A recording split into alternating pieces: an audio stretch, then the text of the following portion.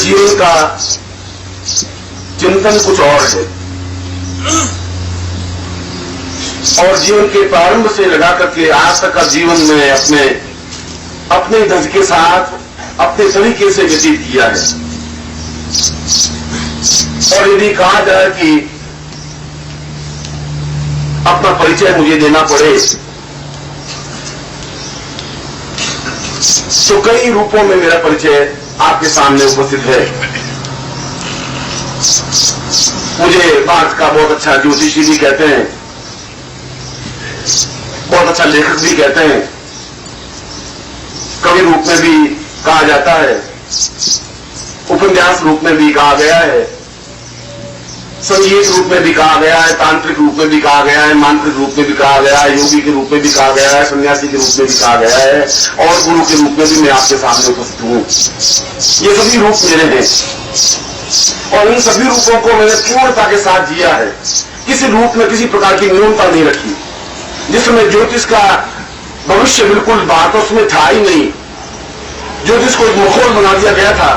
ज्योतिष की कोई पुस्तक तक नहीं थी, पंचांग को देखना तक नहीं आता था। तब मैंने सबसे पहले पुस्तकें और जन साधारण और छोटी छोटी पुस्तकें और कम से कम मूल्य में पुस्तकें लिख करके उस परंपरा को जीवित रखने का प्रयास किया। और जिस समय और आज ज्योतिष के माध्यम से शायद लाखों व्यक्ति अपना जीविकोपार्जन तो कर ही रहे हैं, मगर उस ज्योतिष विद्या को मैंने समाप्त नहीं होने दी। और जो तंत्र के नाम से लोग घबराते थे, भयभीत होते थे, और जो तांत्रिक अपने आप में अत्यंत विधर्मी और अधर्मी से खड़े हो गए थे, उनको मैंने प्रहार भी किया अपने प्राणों की बिना चिंता किए। इस बात की चिंता मैंने नहीं की कि ये मेरे साथ कितना और कैसा सलूक कर सकते हैं, और उन्होंने मेरे ऊपर प्रहार करने में कोई कसर भी नहीं रखी। और मुझे इस बात की चिंता नहीं थी कि मेरे ऊपर प्रहार हो, मगर वे प्रहार मेरी पत्नी पर भी कर रहे थे, मेरे पुत्र भी कर रहे थे, मेरे पौत्र पर भी कर रहे थे, मेरे बहुओं पर भी कर रहे थे। मगर मेरा एक उद्देश्य लक्ष्य था कि इस तंत्र में भी मुझे शुद्धता और संस्कृता देनी है, और मैंने दी। और उस रूप में उस तंत्र को पहुंचाया जहां अपने आप में तंत्र एक पूर्णता और श्रेष्ठता के साथ खिला हुआ आज विश्व में है, और आने वाला युग इस बात की स्वीकार करेगा।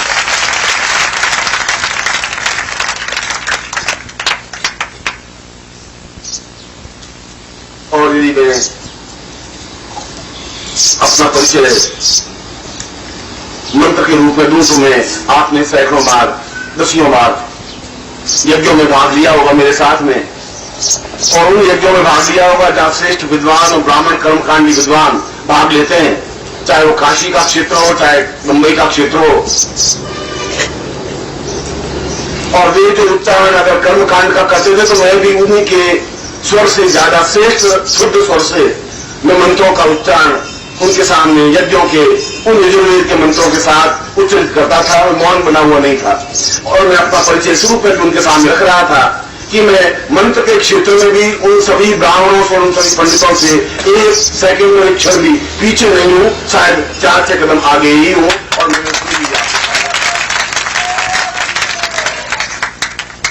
मैंने अपने प्रवचन में कहा था कि जब यजुर्वेद के पहले ही श्लोक में कहा गया है कि यह यजुर्वेद 2443 मंत्रों से संग्रहित यजुर्वेद है,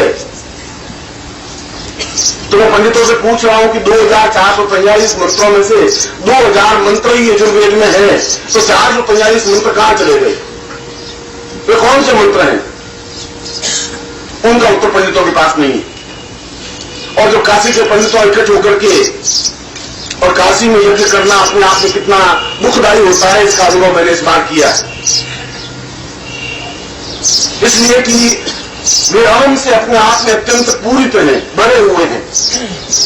और मैं इससे पहले भी 50 बार काशी को देख चुका हूं, और वो एक ही बार बाएं चढ़ाए 10 लोगों का दुख एकदम आता कि हम तो शास्त्रार्थ करना चाहते हैं। मैंने कहा मैं शास्त्रार्थ करने के लिए तैयार हूं। कभी निर्मल के पास आते कि बस यज्ञ तो हम करने देंगे नहीं, हमने यहाँ यज्ञ करपात्री जी को नहीं करने दिया, ये नारद कुमारी तो क्या चीज है। इन्हीं शब्दों में उन्होंने उस यज्ञ के पहले ही घोषणा कर दी। यहाँ पर दूसरे गुरु आए तो गंगा के उस पार जाके यज्ञ कर सके, काशी के बीच में हमने यज्ञ नहीं करने दिया उनको, हम करने देंगे ही नहीं, हम तब करने देंगे जब वो शास्त्रार्थ करें, हमारे साथ वाद विवाद करें, हमारे साथ अन्य जो प्रश्न करें उन प्रश्नों का उत्तर दें। और मैं गया तो निर्मोही बहुत घबराया हुआ, विचलित, और निर्मोही ने कहा कि यहां तो यज्ञ करने ही नहीं देंगे। बहुत समस्या पैदा हो रही है। समस्या इस बात की नहीं पैदा हो रही कोई किसी प्रकार की डिफिकल्टी है। समस्या ये है कि एक ग्रुप नहीं है, 4 ग्रुप, 6 ग्रुप और 10 ग्रुप, 10-15 पंडित इकट्ठे होकर आ रहे हैं, शास्त्रार्थ करेंगे। मैंने कहा तो उनको सभी ग्रुपों में से एक एक व्यक्ति को ले आओ और मैं उनसे 2-4 मिनट बात करना चाहता हूं। और वे शास्त्रार्थ 1 दिन या 10 दिन या 21 दिन या महीने भर करना चाहे तो महीने भर तक बराबर शास्त्रार्थ करूंगा। यज्ञ तो काशी के बीच में ही करूंगा, गांधी के साथ नहीं करूंगा।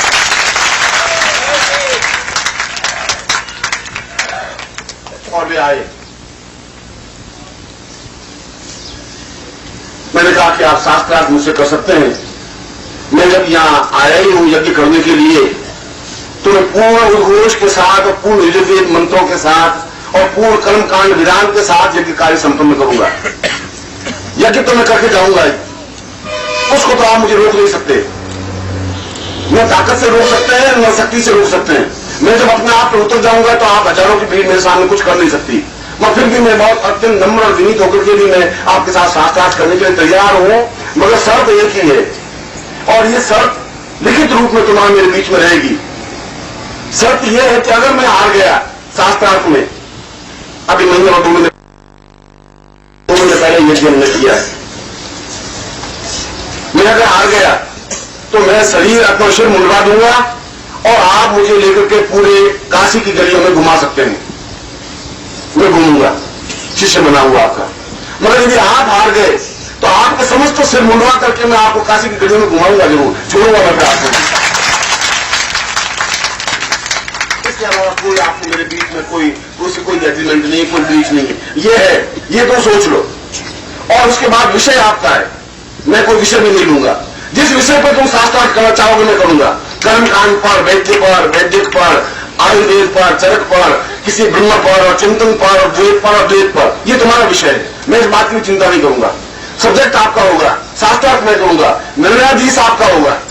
शर्त एक ही होगी, ये शर्त आपको माननी है, क्योंकि मैं फिर आपको छोड़ूंगा नहीं, किसी हाल में नहीं छोड़ूंगा। और हम आपको शाम को मिलेंगे, मैं तुम रात को मिल लेना, मुझे कोई आपत्ति नहीं है। मैं होटल में ठहरा हुआ हूं, मेरी पत्नियां भागूंगा तो मैं यज्ञ करके जाऊंगा। तुम्हारे जो कुछ करना है तुम कर सकते हो। शास्त्रार्थ करना है तो क्योंकि परसों से मैं यज्ञ शुरू करूंगा, कल तक का पूरा दिन तुम्हारे पास में है। शास्त्रार्थ तुम कर सकते हो, मैं तैयार बैठा हूं। और त्रिपुंडधारी और यज्ञोपति और कौन खड़ा हुए, एक पंडित जाए, दूसरा आए, दूसरे जाए, होटल वाले कह रहे क्या हो रहा है, मुझे तो मालूम नहीं क्या हो रहा है। आए आप उनको पूरे गिरोह को आने दीजिए। उन्होंने सोचा कि आदमी बहुत खतरनाक दिखाई दे रहा है, ये आदमी सीधे साधा ब्राह्मण नहीं है। क्योंकि अगर मान लो ये हार भी गया और घुमा भी दिया तो कोई बात नहीं, हम हार गए तो काशी में रोटी खाने वाले मुश्किल हो जाए। निर्मोही वहां पर बड़ा विचलित, इधर से उधर घूमे, उधर से उधर घूमे, उसको समझा, वैसे तो मेरा समझा रहा है, ये लोग समझेंगे नहीं। उनके सामने सीधा एग्रीमेंट लिखते पूरा बोर्ड पर, मैं तैयार हूं, विषय इनका, सब्जेक्ट इनका, चैलेंज इनको, क्योंकि वो तो एक ही बात की, हमने कृपा की जो करने दिए ही नहीं, मैंने नहीं करने दिया। कृपा जी नहीं कर सके तो मेरे साथ साथ, मैं नहीं कह सकता कर सके या नहीं कर सके, ये उनकी नम्रता थी या विशेषता थी, मैं इस पॉइंट पर नहीं जा रहा हूं। मैं तो तैयार हूं और मैं करके जाऊंगा यज्ञ के उन कुंडों पर भी, और प्रधान कुंड में भी अगर गलती होगी तो आप जैसा भी चाहेंगे उनकी गलती निकालना। मैं खुद कुंड बनाऊंगा, मैं खुद आहुतियां दिलवाऊंगा, मैं खुद आहुतियां दूंगा। जिस क्षेत्र में जिस स्तर पर जाना चाहो मैं तो तैयार हूं। पत्नी ने कहा क्यों लड़ाई झगड़ा मोड़ ले, ब्राह्मणों से लड़ाई झगड़ा लेने से क्या फायदा है, पाप लगेगा। मैं पाप इनको भी लग रहा है, मैं भी ब्राह्मण हूं, अब ब्राह्मण से लड़ाई झगड़ा मोड़ लेने से सारा पाप लगेगा तो पाप गंगा में जाकर जोड़ेंगे। पर इनको तो एक बात समझाना जरूरी होगा, ऐसा तो हुआ नहीं, यहाँ आए वापस 2 रुपये रहेंगे नहीं।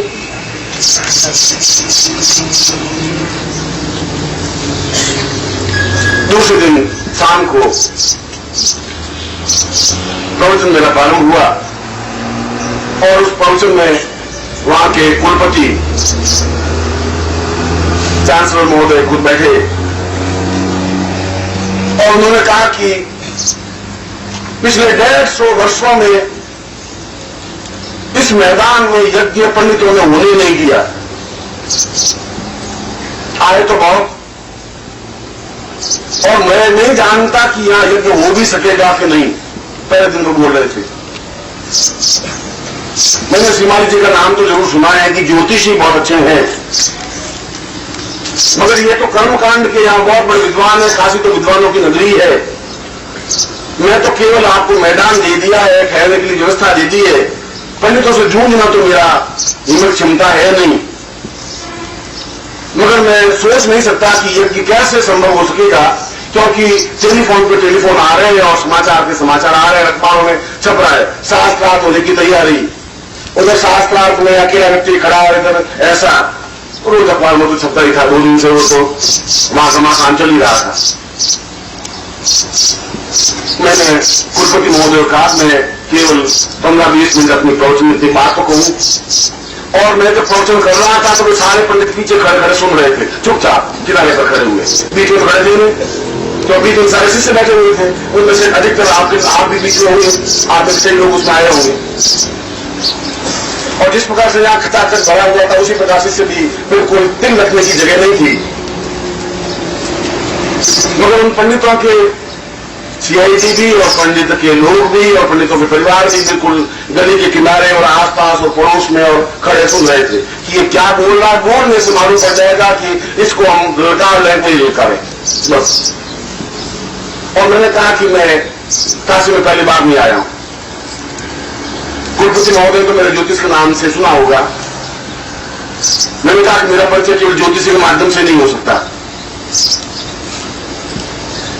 मैं अगर कर्मकांड जीवित है तो मुझे इस बात का गौरव है कि मैंने कर्मकांड को जीवित रखा है, क्योंकि 2000 मंत्र नहीं 2443 मंत्रों को मैं बिल्कुल मौखिक रूप से उच्चारण करके रख सकता हूं। एक भी पंडित रख सकता है।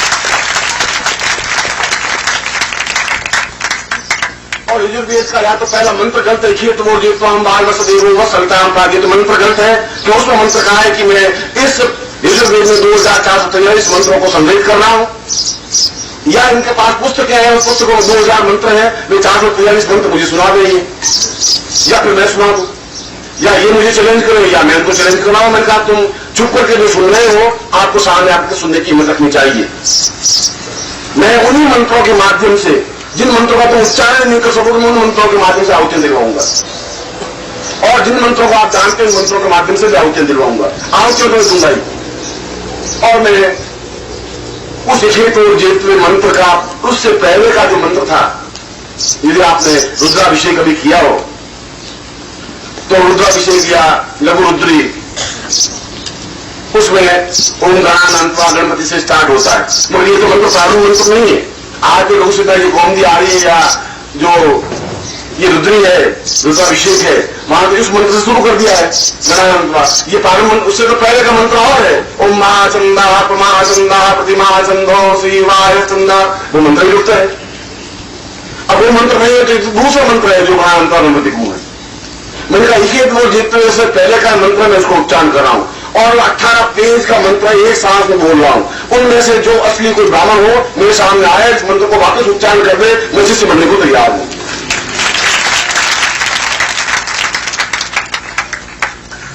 मैं कोई गरुड़ नहीं कर रहा था।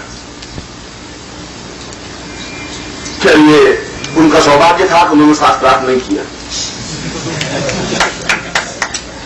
इसलिए सौभाग्य था कि उनकी रोटी रोजी बची रह सकी। इसलिए मैंने कहा कि मेरा परिचय केवल गुरु के रूप में नहीं हो सकता, क्योंकि मैं तुम्हारे बीच में गुरु के रूप में हूं, तो मैं तुम्हारे बीच में पूर्ण ग्रस्त के रूप में भी हूं। और मैं अपने आप पे गर्व कर सकता हूं कि मैं बहुत अच्छा ग्रस्त निर्वाह कर रहा हूं। 50 वर्षों में, शादी के 55 वर्षों में भी जाकर के एक बार भी मतभेद होने की गुंजाइश नहीं रही। पति पत्नी के बीच लड़ाई झगड़ा तो बहुत लंबी चौड़ी बात है। इसलिए मैंने अपनी बात का प्रारंभ इस रूप में किया कि मेरा परिचय केवल ज्योतिषी या कर्मकांडी या मंत्र या तांत्रिक क्षेत्र में या आयुर्वेद के क्षेत्र के रूप से नहीं किया जा सकता। मेरा रूप से और मूल रूप से अगर मेरा कोई परिचय दिया जाए तो एक शब्द से परिचय दिया जा सकता है कि मैं जन्म से लगा करके आज तक विद्रोही रहा हूं, और ये मेरा सबसे बड़ा परिचय है। जहां पर भी गड़बड़ हुई है वहां मैंने चैलेंज दिया है और उस चैलेंज को मैंने उठाया है। उन्हीं काशी के पंडितों ने आज से 30 साल पहले मुझे लाठियों से पीट करके गंगा की नदी में फेंक दिया गया था और मैं सन्यासी था, क्योंकि मैं ललकार रहा था कि तुम मंत्र शुद्ध बोल रहे हो और मैं साक्षात तो कर नहीं पा रहे थे। पीटा जरूर, और एक अकेला व्यक्ति 50 आदमियों के गिरोह में पिट सकता है। मैं दूसरे दिन मैं वापिस उस शरीर पर पट्टियां बांध उसी मंच पर खड़ा था। वापस मैं कह रहा है पीट करके तुम मुझे बंद नहीं कर सकते मेरा मुंह। मैं अगर बोलूंगा तो मैं 2 टूक बात तुम्हें जोड़ के कहूंगा तुम ब्राह्मण के पुत्र हो, तो तुम्हें ब्राह्मण तुम्हें होना चाहिए, क्षमता होनी चाहिए, तुम्हें जागृति होनी चाहिए, तुम्हें चेतना होनी चाहिए, मंत्र का शुद्ध स्पष्ट उच्चारण होना चाहिए। और अगर वो नहीं है तो तुम ब्राह्मण होने के काबिल नहीं हो, शूद्र हो, उससे भी गए बीते हो। और ये बात बहुत कड़वी थी और उन पंडितों को बात चुभने वाली थी। इसलिए जीवन में प्रत्येक क्षेत्र में जहां पर भी मैंने न्यूनता देखी उसको प्रहार करने की कोशिश की, और इसीलिए मेरे तेवर मेरी बातचीत में ओझ रहता है। मेरी बातचीत में प्रहार की क्षमता होती है और प्रहार की क्षमता में शास्त्रीय मर्यादा के बीच में करता हूं। मैं एक भी शास्त्रीय मर्यादा से हटता नहीं, ऐसी कोई बात कहता नहीं जो शास्त्र में आती नहीं है, क्योंकि हमारा पूरा जीवन शास्त्रीय और हमारे पूर्वजों के दिया हुआ जीवन और वेद और मंत्रों के माध्यम से है। मैं उनका अनादर नहीं कर सकता। मैं विज्ञान को भी उतने ही माध्यम से स्वीकार करता हूं। पंखा चल रहा, मैं पंखे बंद नहीं कराऊं तो बंद कर दो। मैं विज्ञान का उपयोग कर रहा हूं और विज्ञान को जानता हूं, और शायद विज्ञान से भी ज्यादा मैं ज्ञान को जानता हूं, चेतना को जानता हूं, प्राण चेतना को जानता हूं। मैं आप समस्त शिष्यों को अपना परिचय देने के लिए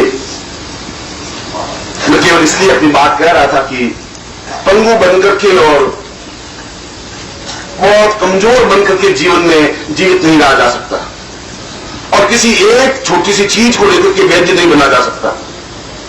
तो अपनी जेब में सूंठ और काली मिर्च के 2 टुकड़े रखने से वैद्य नहीं बन सकता। ऐसे वैद्य सैकड़ों हो सकते हैं। वैद्य बनने के लिए पूर्ण ज्ञान होना चाहिए, और केवल एक छोटी सी बात को सीख करके गुरु नहीं बना जा सकता।